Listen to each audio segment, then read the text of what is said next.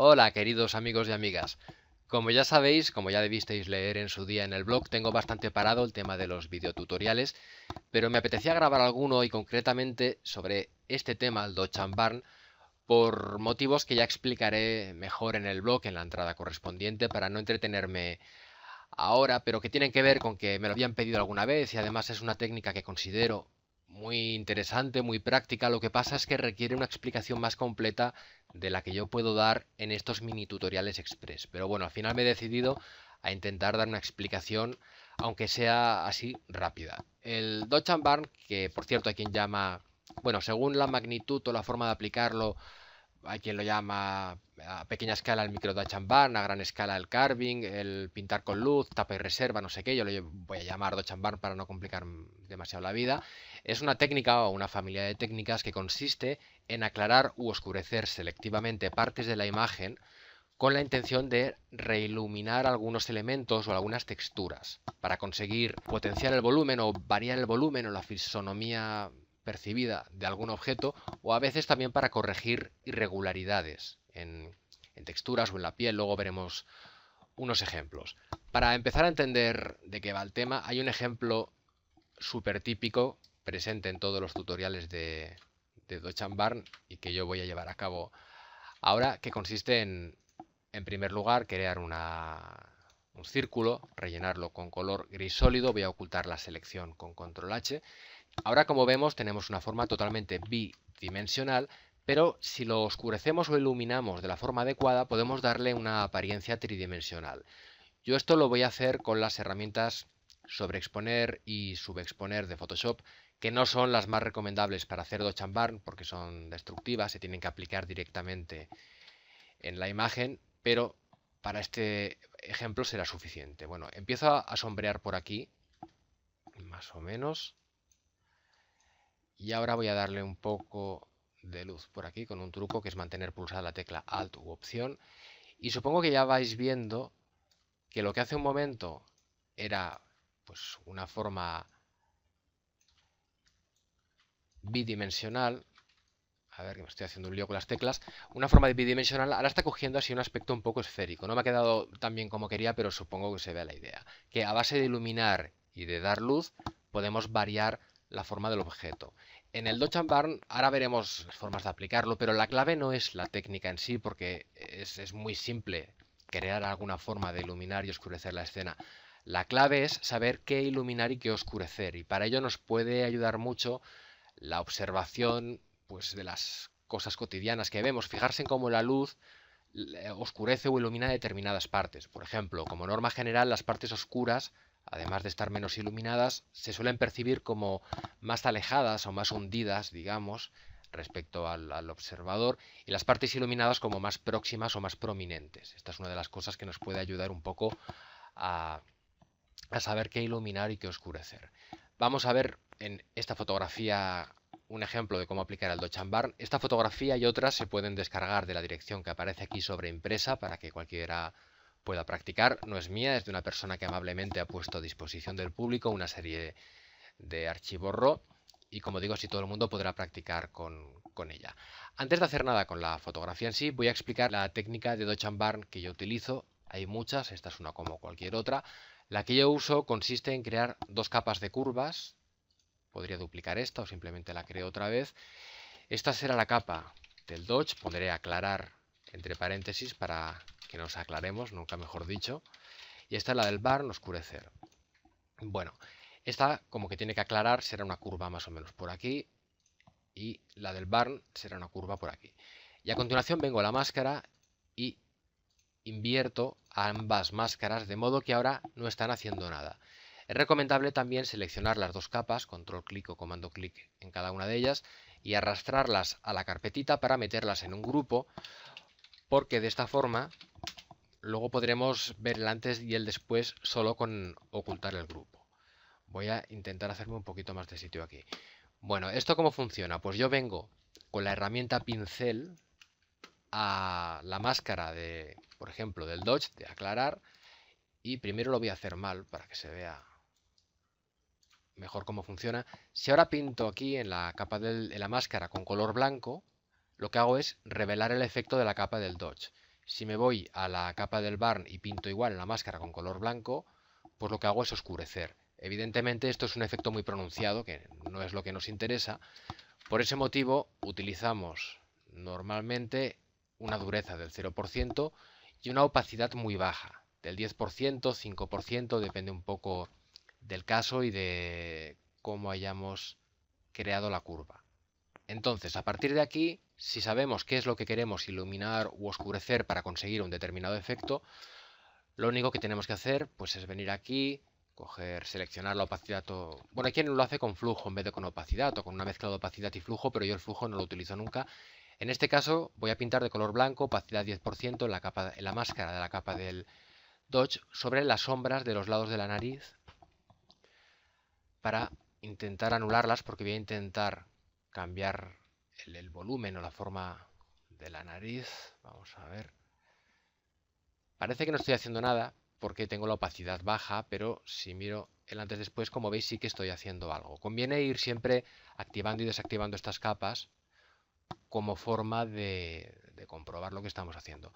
Ahora vengo a la capa del barn y también pinto de color blanco porque se trata de revelar el efecto de esta capa a través de la máscara.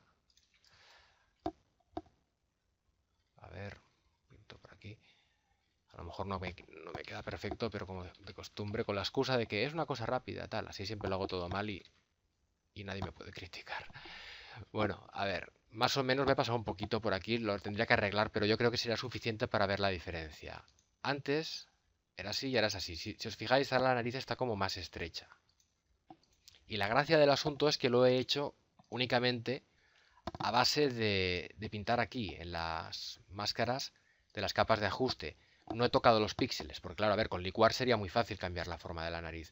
Lo que no parece que sea tan fácil es hacerlo únicamente a base de reiluminar. Podemos cambiar mucho la fisonomía de la persona o del objeto a base de reiluminar. Esto sería como el Dodge and Burn un poco a lo grande, como si estuviéramos esculpiendo la forma. Otro uso del Dodge and Burn, que a veces se llama micro Dodge and Burn, tiene que ver, lo voy a aplicar en esta fotografía, tiene que ver con corregir pequeñas irregularidades que quizás a simple vista no se noten mucho, porque, bueno, claro, a ver, cuando abordamos el tema de retratos, piel, etcétera, hay varios aspectos que tratar. Uno sería, pues, la textura, por ejemplo, cualquier irritación, sarpullido, irregularidad, cicatriz, historias de estas en la piel, que se trataría clonando con separación de frecuencias también.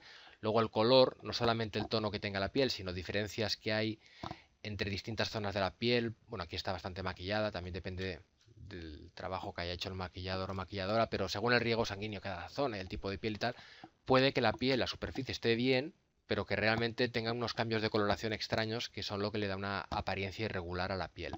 Luego está el tema de la iluminación y el Dodge and Burn, que es lo que tocamos ahora, y luego otros asuntos como el licuado, los pelos disparados que cruzan por donde no deben y todas estas técnicas o las pestañas, que son otro asunto. Yo ahora hablo del Dodge and Burn, pero quiero decir que hay mucha más historia detrás. De hecho, antes de cierto Dodge and Burn, por ejemplo, antes del Dodge and Burn que he aplicado aquí, lo ideal sería haber hecho una limpieza en condiciones de la piel y luego ya damos el volumen. De hecho, muchas veces hay que dar volumen porque el Dodge and Burn más pequeño, como el que vamos a hacer ahora, puede dejar un poco plana la imagen.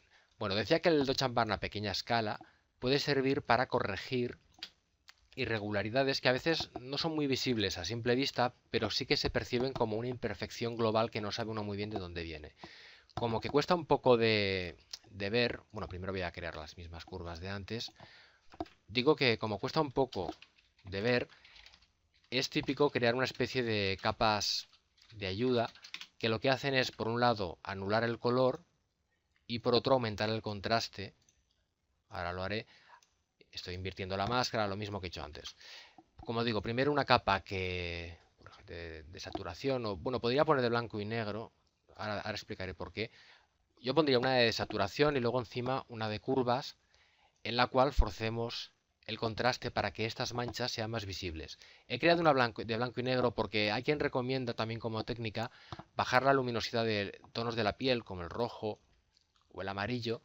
Esto puede servir, lo que pasa es a mí no me convence del todo porque a veces o sea, hay que saber usarlos. Si se usa indiscriminadamente, yo creo que a veces crea diferencias o imperfecciones que realmente no están ahí, porque claro, estamos variando la luminosidad de una forma que después pues no se corresponde con la realidad. Por eso, en general, me limito a crear una capa de tono saturación, de saturo y ya está. Y luego creo una capa de curva para dar contraste. Esto también, igual que el Dodge and Burn, este grupo, que lo voy a meter en un grupo que se llame ayuda. El grupo de ayuda también se puede crear de muchas formas. Y esto lo meto aquí también para poner Dodge and Burn. Para meter en un grupo, control G o comando G con las capas seleccionadas o se arrastran a la carpetita de aquí abajo. Bueno, una vez tengo la capa de ayuda para ver mejor estas imperfecciones, a ver, para no perder mucho tiempo voy a coger, por ejemplo, no sé, esta, no sé, una zona muy grande porque no voy a estar mucho rato.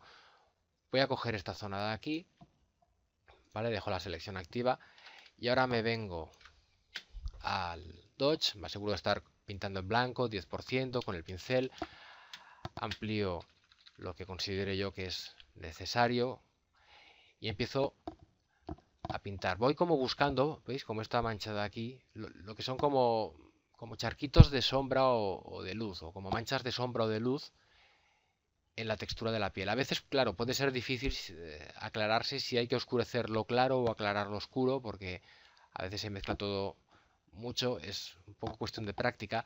También evidentemente no lo podemos llevar esto al límite, porque si no al final nos quedaría todo de un mismo color. La idea es intentar que no haya unas diferencias exageradas en la luminosidad en un trocito pequeño de terreno, es decir, es normal que aquí vaya a ser el brazo más oscuro o por aquí detrás donde no llega la luz y en el centro más luminoso, pero lo que no queremos es que aquí en un trozo pequeñito de brazo estén conviviendo diferencias de luminosidad muy fuertes que se van a percibir como si fuera una textura irregular o como si fuera una cosa rara. Como veis, de momento estoy utilizando solamente el Dodge, el aclarar, porque en el Dodge and Burn yo creo que se utiliza más bueno, depende del caso, claro, pero pues se utiliza más el Dodge que el Burn. Lo estoy haciendo muy rapidillo, pero yo creo que luego el resultado más o menos ya se notará. Eh, Luego puedo pasar al Burn para irme al revés, a las partes que vea que destacan demasiado porque son muy luminosas.